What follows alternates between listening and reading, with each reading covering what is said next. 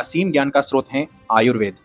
आयुर्वेद का अर्थ है आयु एवं वेद।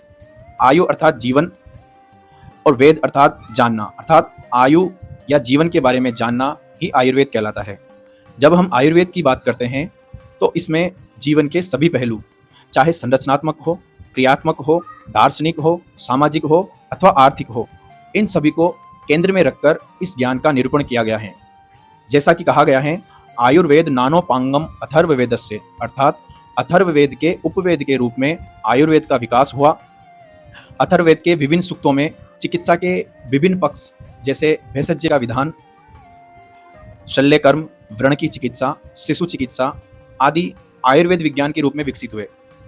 आचार्य चरक ने आयुर्वेद का निर्वचन कुछ इस प्रकार किया है, आयुर अस्मिन विद्यते अनेन वा आयुर्विदन्ति, अर्थात जिसके द्वारा आयु का ज्ञान हो उसे आयुर्वेद कहा जाता है।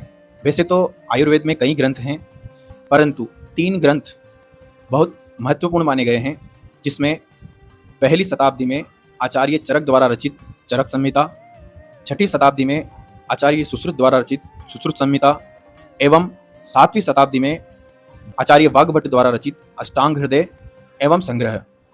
इसके अलावा अन्य ग्रंथों में 10वीं शताब्दी में चक्रपाणि दत्त का चिकित्सा सार संग्रह, वंगसेन का चिकित्सा सार, भाव मिश्र का भाव प्रकाश एवं उसके बाद 17वीं से 19वीं शताब्दी के मध्य रचित वैद्य जीवन, आयुर्वेद प्रकाश, योग तरंगिणी, भेषज रत्नावली आदि ग्रंथ आयुर्वेद के अमूल्य और दुर्लभ ज्ञान को संकलित कर अत्यंत सुलभता से जीवन को स्वस्थ और समृद्ध बनाने के उद्देश्य से रचे गए हैं।